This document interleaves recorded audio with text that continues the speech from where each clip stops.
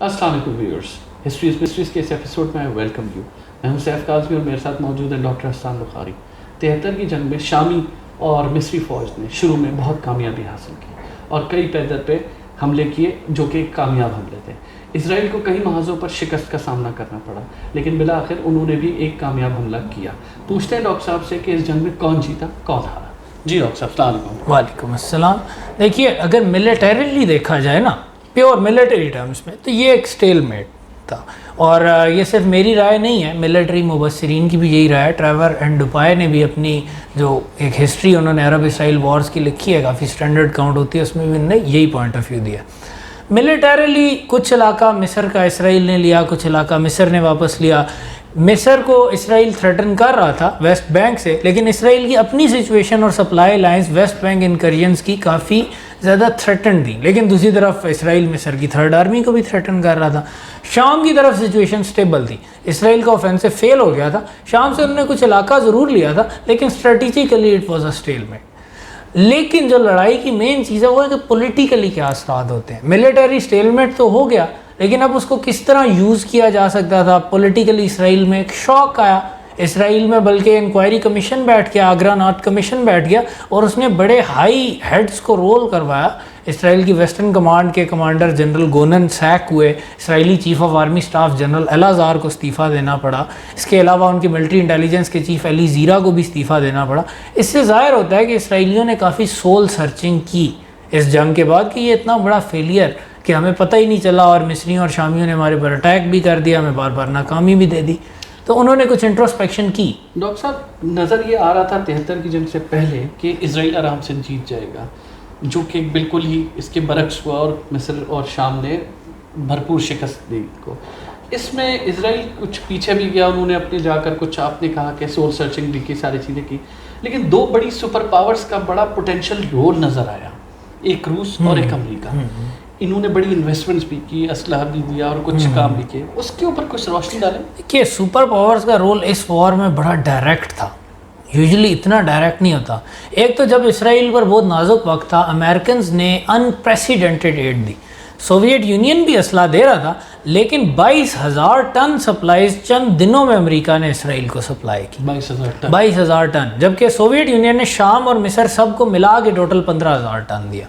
اور سوویت اسلحہ کوالیٹیٹیولی امریکی اسلحے سے کم تھا.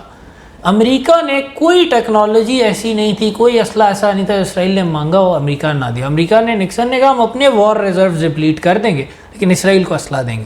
سوویت یونین کی اس طرح کی کمٹمنٹ نظر نہیں آئی، اور اسی وجہ سے لڑائی اینڈ پہ سٹیل میٹ پر بھی گئی. اگر سوویت یونین شاید مصریوں کو اس طرح بیک کرنے کی پوزیشن میں ہوتا جس طرح یونائٹڈ اسٹیٹس نے اسرائیل کو کیا، تو شاید اسرائیل کو اینڈ میں بھی اس طرح کامیابی نہ مل سکتی.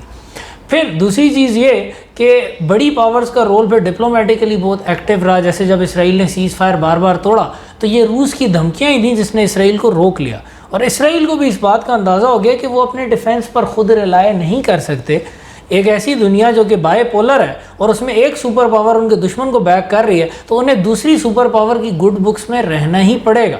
پھر جب اسرائیل کو امریکہ نے اپرچونٹی بنا کر دی تھی تو اسرائیلی چاہتے تھے کہ وہ تھرڈ آرمی کو ڈسٹرائے کریں، لیکن امریکنز نے اس پر اپنا دے پٹ دیئر فٹ ڈاؤن، اور انہوں نے کہا نہیں، کیونکہ امریکنز نے اپنی ایک ڈپلومیٹک گیم ایجپٹ کے ساتھ آگے کھیلنی تھی. تو اسرائیل پھر مجبور ہو گیا، اسے امریکنز کی بات ماننی پڑی. پھر اسلحے کی اگر آپ بات کریں نا، تو اسرائیل کو بڑے جدید ترین F4 فینٹم طیارے، اور بات ہم نے بہت کی سیم امبریلا کی جو کہ سوویٹس نے مصریوں کو دی تھی. لیکن ایک چیز جو ہے کہ امریکن ہاک میزلز اسرائیل کو سپلائی کیے تھے امریکیوں نے، اور امریکہ کی طرف سے جو اسرائیل کو دیا گیا سیم ایئر ڈیفنس تھا وہ مصریوں سے بہتر تھا.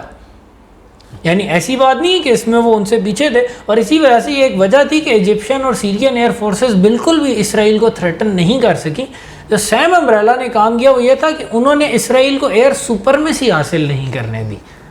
ڈاکٹر صاحب نظر یہ آ رہا تھا شروع میں اس جنگ کے کہ مصر اور شام بآسانی اسرائیل کو ہرا رہے ہیں. سیم امبریلا کا بڑا اچھا یوز کر رہے تھے، ساری چیزیں تھیں، کارکردگی بھی انہوں نے پچھلی 3 جنگوں سے بہت بہتر دکھائی تھی. کچھ ایسا تجزیہ بتائیں کہ کیا ایسی وجوہات ہوئی جس کی وجہ سے وہ بالآخر یہ ڈرا یا سٹیل میٹ سچویشن. ہاں دیکھیے، again they were winning, they could have won actually but they didn't. So the question is why.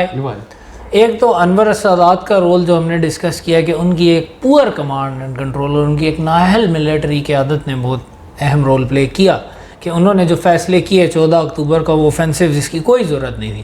پھر اس کے بعد جب سچویشن خراب ہو رہی تھی لیکن حالات قابو میں آ سکتے تھے تو انہوں نے اس وقت بھی پینک کیا اور اپنے ایک افیکٹو کاؤنٹر اٹیک نہیں کیا. ایک کرمنل مسٹیک تھی کہ آپ اپنے یعنی ڈینائل میں چلے گئے. ایک سائیکولوجیکل رسپانس ہے نا, بری نیوز ملے آپ ڈینائل میں چلے گئے, لیکن head of state can't afford to do that. آپ ڈینائل میں چلے گئے, آپ 3 دن کہتے رہے ٹوٹل 7 اسرائیلی ٹینک ہیں, حالانکہ اسرائیل کے 3 آرمرڈ ڈویژن پہنچ گئے تھے آپ کے ویسٹ بینک پر. تو ایک تو یہ چیز تھی. دوسرا کچھ چیزیں ایسی ہیں اور یہ بہت امپورٹنٹ پوائنٹ ہے, یہ پاکستانی بھی اس سے بہت سبق لے سکتے ہیں. ہم لوگ گلوریس چیزوں میں بہت انٹرسٹڈ ہوتے ہیں, ٹینک توپوں کی لڑائی ہو رہی ہے آگے, اس میں کچھ لوگ بڑی بہادری سے لڑ رہے ہیں, سارا کچھ ٹھیک ہے, لیکن مین ایک بہت امپارٹنٹ پارٹ پیچھے لاجسٹیکل سیٹ اپ ہے. سیرین اٹیک فیل ہوتا ہی نہ انیشیل اگر ان کی لاجسٹکس اچھی ہوتی ہیں, اور یہ ڈل اور بورنگ کام ہے, کاغذ پینسل والا کام ہے, کیلکولیشن والا کام ہے. کوئی آپ کو گلوری نہیں دیتا, کوئی آپ کو اس پہ میڈل نہیں دیتا, لیکن جو قومیں ویل آرگنائزڈ ہوتی ہیں ان میں ان ڈیوٹیز پر معمور لوگ بہت ڈیلیجنٹلی کام کرتے ہیں. انفارچونیٹلی پاکستان میں بھی یہ ایٹیچیوڈ ہے کہ فرنٹ لائن والا تو بہت زیادہ موٹیویٹڈ ہوگا, پیچھے والا اپنے کام کو لائٹلی ٹریٹ کر رہا ہوگا. اسرائیلیز ور ایکسیلنٹ ان دیٹ, ان کی ہر چیز لاجسٹکلی امپیکیبل ہوتی تھی. مصری اور شامی اس میں مار کھا گئے. شامی اٹیک بھی لاجسٹکس کے فیلئر کی وجہ سے فیل ہوا انیشیل, اور اگر وہ فیل نہ ہوتا اسرائیل کو مورٹل ڈینجر ہو سکتا تھا. پھر واقعات مزید بہت مختلف ہو سکتے تھے. پھر اس کے بعد تو پروبیبلی اسرائیل کو مصر کے محاذ سے فورسز شام کی طرف مزید شفٹ کرنی پڑتی, اور شاید مصر کا وہ اٹیک بھی کامیاب ہو جاتا 14 اکتوبر والا, کیونکہ اسرائیل اتنا تھینڈ آؤٹ ہو جاتا. اسی طرح ایئر کرافٹ سارٹیز کی بات کریں, اسرائیلی ایئر فورس میں آدھے طیارے تھے عربوں کی ایئر فورسز سے, لیکن جو سارٹیز ہیں جو ان کے طیاروں نے مشنز رن کیے وہ عربوں سے زیادہ تھے. یعنی اس کی مثال ایسے ہے کہ آپ نے ایک ٹرک سے اتنا سامان پہنچا دیا جتنا اگلوں نے 3 ٹرک سے نہیں پہنچایا. اس کی وجہ کیا ہے کہ اسرائیلی جو مکینکس اور مینٹیننس والا کام تھا وہ بہت بہتر تھا. وہ اپنے طیاروں کو بہت زیادہ فٹ رکھتے تھے, اور وہ ان کا اتنے ویل ریفلیکسڈ قسم کے میکینزم تھے کہ وہ بار بار ایک ہی طیارہ 4 دفعہ بھی دن میں مشن پر بھیج دیتے تھے. جبکہ ایجپشنز کا جو گراؤنڈ سٹاف تھا وہ اس نے اتنی اچھی پرفارمنس نہیں دکھائی, نہ ہی سیرینز نے. تو یہ جو نان گلیمرس ٹاسکس ہیں نا, گلیمرس ٹاسک جو بیٹل فیلڈ پہ تو انہوں نے ٹو ٹو ٹو میچ کر لیا, لیکن جو نان گلیمرس ٹاسک تھے ان میں بہت پیچھے رہ گئے اور اس وجہ سے مکمل فتح حاصل نہ کر سکے. ڈاکٹر صاحب, جنگ کے اختتام پر عرب لیڈرز بشمول انور السادات, ان کے پاس کیا آپشنز بچے؟ کیا وہ اسرائیل کے ساتھ کچھ اور معاملات پہ بیٹھے, یا کیا ان کے لیے آپشن کیا بچا؟ مطلب دیکھیے ان کے پاس 2 کلیئر کٹ آپشن تھے. اس وقت بھی ویتنام وار چل رہی تھی. ساؤتھ ویتنام وہ ملک تھا اسرائیل کے بعد جس کو امریکہ بہت سپورٹ کر رہا تھا, ہر قسم کا اسلحہ دے رہا تھا. North Vietnam refuses to compromise, انہوں نے بار بار اپنی غلطیوں سے سیکھا. انہوں نے کہا نہیں, یہ ہم ساؤتھ ویتنام کو ختم کر کے رہیں گے کیونکہ یہ امریکی اسٹوج ہے. اور ultimately they one after 11 years of war in 1975. 11 years of war. 11 years of war. اب عربوں میں اس جنگ سے پہلے تو یہ تھا کہ ہم جیت ہی نہیں سکتے, ہم ہر دفعہ ہار جاتے ہیں. اب ثابت ہو گیا کہ عرب جیت سکتے ہیں. they have all the capabilities the Israelis have. وہ جیتنا چاہیں, وہ ول پاور شو کریں, وہ جیت سکتے ہیں. تو ایک راستہ تو یہی تھا کہ جمال عبد الناصر جیسے ساری عمر کہتے رہتے, انور سادات بھی کہتے ہیں ہاں ٹھیک ہے اس دفعہ ہم سے کچھ غلطیاں ہوں گی, اگلی دفعہ یہ بھی نہیں ہوں گی. اور اگر آپ وار کے لاسز کو دیکھیں, اسرائیل کا as a percentage of population مصر سے 5 times لاس تھا. اگر کیجویلٹیز دیکھیں اسرائیل کی 10,000 ہے, عربوں کی 30,000 ہے, لیکن پاپولیشن فیکٹر کو دیکھیں اسرائیل کا 5 times لاس ہے, کیونکہ اسرائیل کی آبادی بہت کم ہے. تو اسرائیل شکست برداشت کرنے کی پوزیشن میں نہیں تھا, اور اسرائیل بھی ڈر گیا اس جنگ کے بعد ایک دن کے, اور اسی وجہ سے اس نے مصر کی طرف بھی فیلرز دینے شروع کیے کہ اسرائیل کو نظر آ گیا تھا کہ یونائٹڈ عرب اٹیکس امپروو ہو رہے ہیں, اگر اور آئے ہماری ڈسٹرکشن ہو سکتی ہے. تو اس کا یہ ہے کہ ایک کو رشوت دے کر خرید لو تاکہ ان کی آپس میں پھوٹ پڑ جائے. دوسرا یہی راستہ تھا انور سادات کے پاس کہ اب انہوں نے اپنا پوائنٹ بنا دیا, انہوں نے بتا دیا کہ ہم لڑ سکتے ہیں, اب کیش ان کریں, امریکہ سے کچھ ایڈ وغیرہ لیں, امریکیوں کے ذریعے اسرائیل کے ساتھ صلح کریں کہ یار دیکھیں ہم آپ کو جنگ میں ہرا سکتے ہیں آپ, لیکن we do not want to work that hard, we do not want to fight for so long, we are tired of fighting.